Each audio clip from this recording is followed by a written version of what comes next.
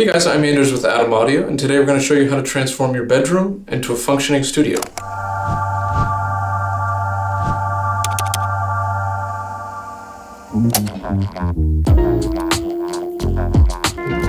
So we're here today, joined by Mark Ellis of Westlake Pro here in Nashville. Mark, if you want to give a little rundown of what you do at Westlake Pro and what Westlake Pro does. Yeah, so Westlake Pro was started by Tom Hidley in 1969 out on the West Coast.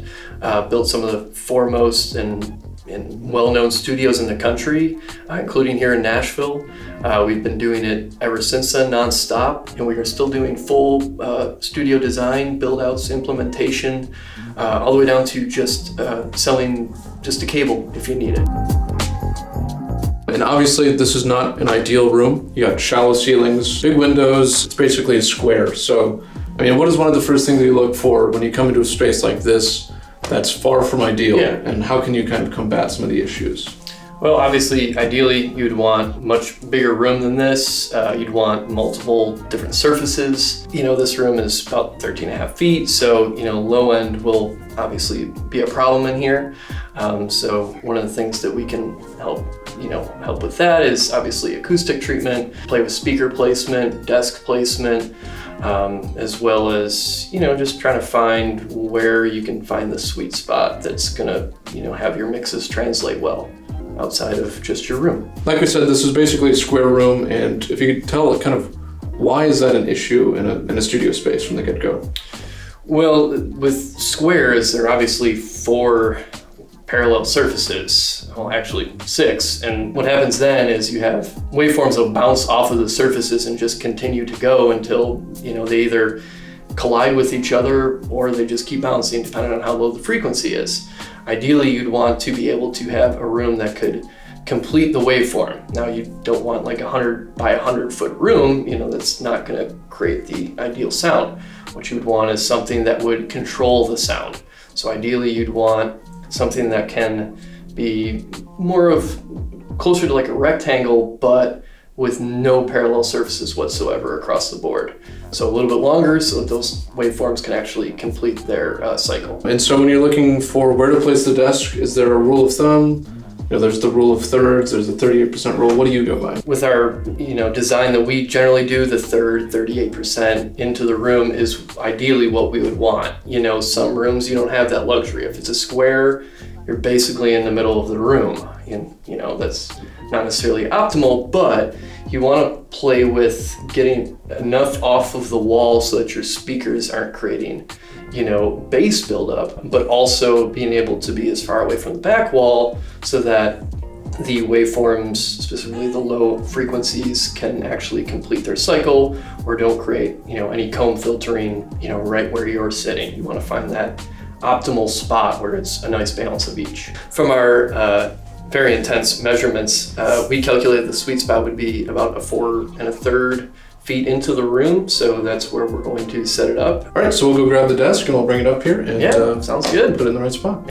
Got a nice echo chamber down here. Whoa. Careful! I hope you got that. You good?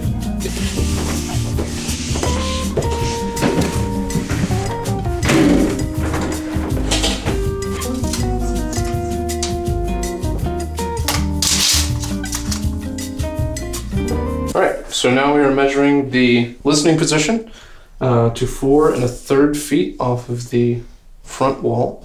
This looks like the desk will go that way a touch. So we've got the desk centered widthwise and 4 1/3 roughly off the back wall. Mm-hmm. And now I guess we're to acoustic treatment. In a space like this, where would you start as far as acoustically treating it? In an apartment space where you're renting, you can't really tear down the walls, so how can you combat that? Obviously the window presents a little bit of an issue there. It's the most reflective surface you can get. Obviously low end buildup in your corners is common and something you need to combat for. The biggest thing with that is mass. Unfortunately, you know, if in an apartment room like this, there's only so much you can do. So you want to make sure that you have something in the corners behind your speakers, behind your listening room, so that there's mass there, so that you don't create, you know, low end buildup from your speakers, as well as the back corners for the same situation. So here we have these panels that we're going to hang in the corners to kind of help with bass management. Yeah, so these are Orlex, their standard bass treatment. These will help with the low end frequency as much as they can. Ideally, you'd want to have significantly more mass than this, but for a budget situation, this will, combat, minor, instances of low end frequency buildup.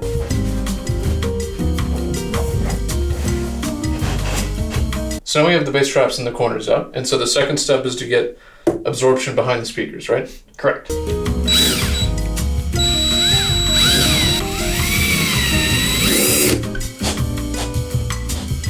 So now we've got the front absorption up, and it's already starting to make a difference in the room, as we can both tell. And now, before we do the mirror test, we're going to kind of decide on what speakers to put in the room.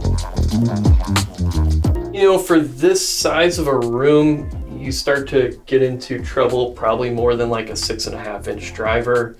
Anything bigger than that, the room can't produce the frequency, properly anyways. It can't complete its cycle.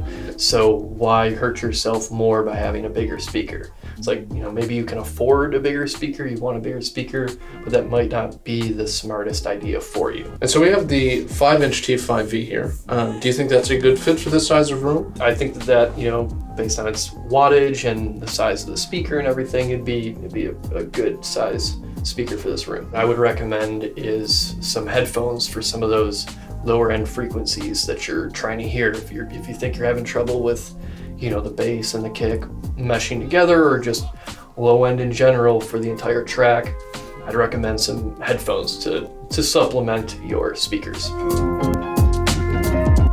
So before we put up the monitors, we have a couple of different types of stands here, and I think this is something that's looked over quite a bit, how important they are in the studio. So could you kind of talk about the importance of having a solid stand with good isolation versus having something with very little isolation? Ideally, you would want to have as much mass in the stand itself as possible to avoid any sort of vibrations or rumbling that the speaker being on its own can create.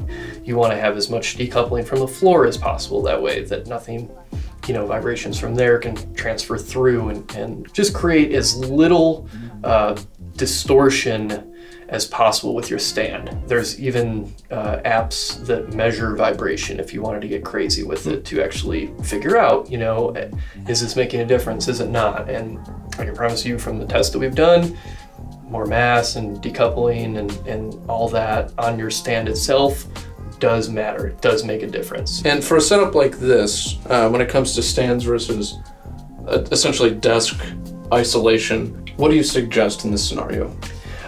Ideally, you want it off your desk, off your meter bridge, because that's just creating more surfaces for it to reflect off of, number one, as well as creating coupling effects of the bass. All of a sudden, it's creating a low end that is not actually there. It's fabricating it and it's making it appear like it's there.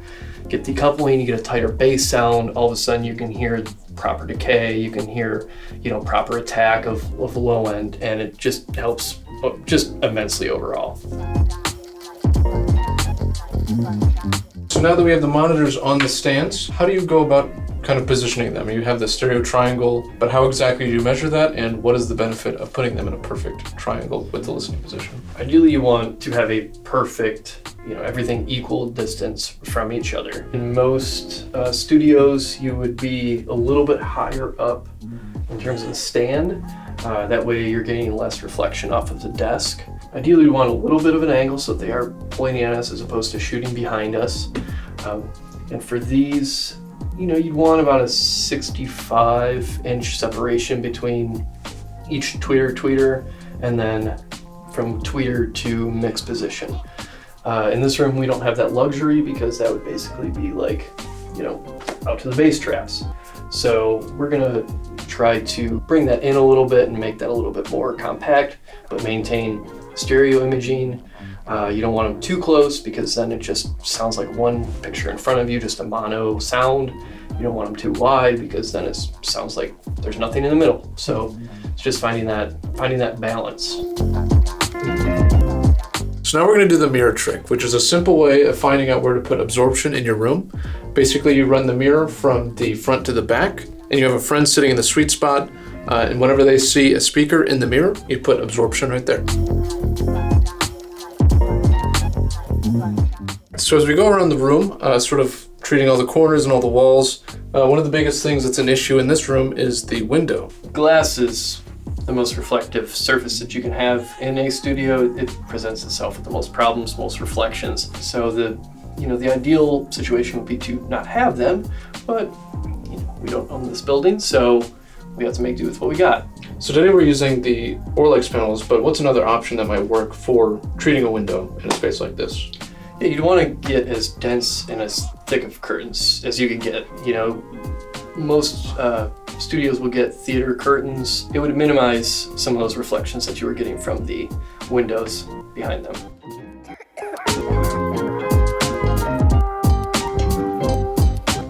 So we've installed the bass traps and we've put up the paneling on the front and side walls.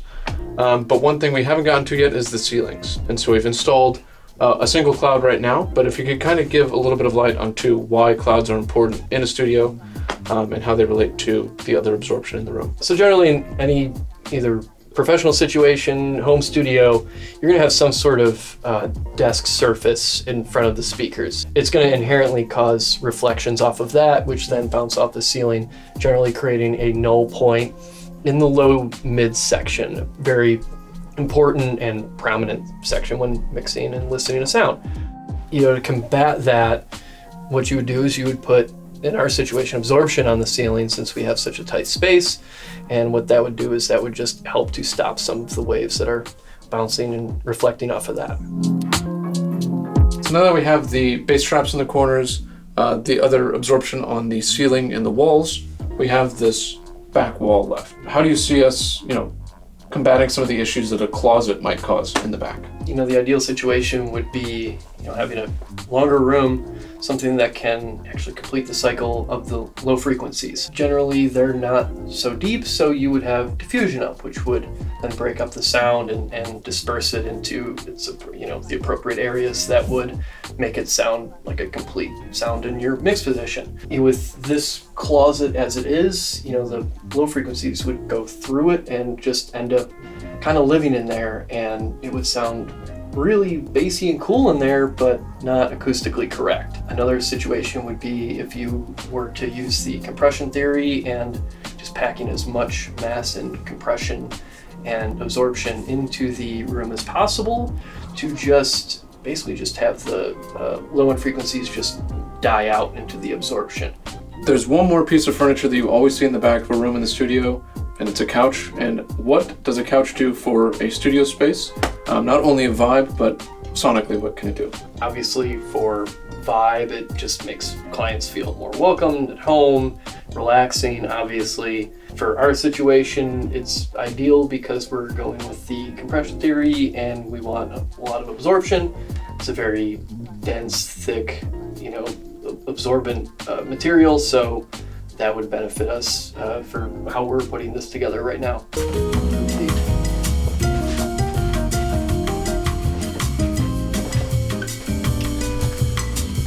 So now that we've got the room fairly well treated for the bedroom that it is, we can kind of start talking about a little bit of the gear that we're going to use in the studio. So an interface is the central hub of your studio. It's the thing that, produces a sound and replicates the sound. It's the instrument that is taking the picture of whatever source you're putting in front of it. You want that to be the clearest picture that you can possibly get. An awesome microphone, $4,000 microphone is only as good as the interface that's taking the picture of it. So those interacting with each other make, a good sounding source. However, you also need to be able to hear it correctly. It doesn't matter if, your speakers are of lower quality or, the conversion of the D to A are a little bit blurry. Once again, so you want to make sure that those are clear as well. So the combination of those make it so that you're recording a good sound source, but that you're actually also hearing it correctly as well. You need to be able to hear it correctly. And that's where the interface becomes the central hub. When talking about a studio space like this, it's super small, super compact, and you're going to be mainly doing vocals, max, and mixing. What makes a good microphone for that scenario? Well, you want something that's going to be unidirectional, that's not going to pick up a lot of the sound around it. Generally, that's going to be a dynamic microphone like the SM7B, or if you want to go up a little bit and get a large diaphragm that's going to be cardioid pattern, then that'll benefit as well. The cardioid large diaphragm is going to pick up more detail. It's quicker, so it's going to pick up more room noise. The SM7B is a great choice for $400. It's unidirectional. It's a very tight sound. It's a very classic sound. A lot of people are familiar with it. So we were talking a little bit earlier about headphones and how important that is for checking low end, especially in a room that's not well treated. But there are other uses for headphones when you're tracking vocals and things. And if you could speak a little bit to the importance of having quality headphones in your studio. So yeah, obviously you want to be able to check the low end, need something to, replicate the low end from which you can't get out of your speakers in a room of this size.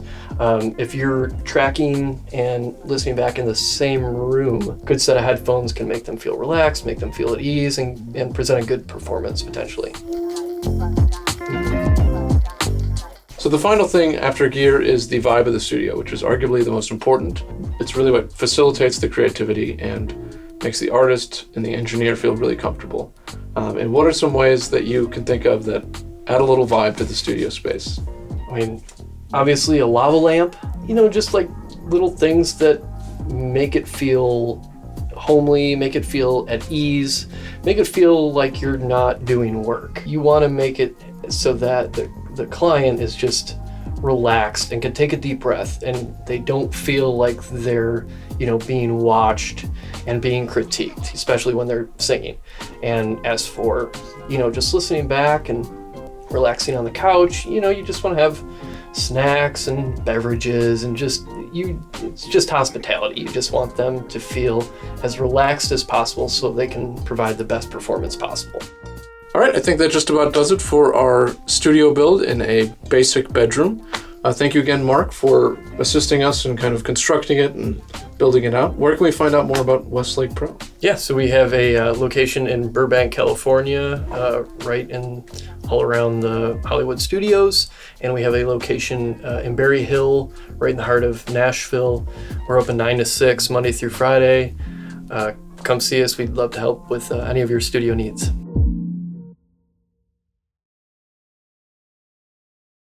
When speakers are making their sound coming out, and God, let me rephrase that. That's horrible. Making their sound coming out. They're doing this. They're moving in and out. Noise. Talking to you. So obviously for yourself mixing, I can't talk now. Can't talk. So obviously for yourself mixing, and here. It's not funny. It's really not funny. Hang on Take one a break. second. Take a break. It's not funny at all.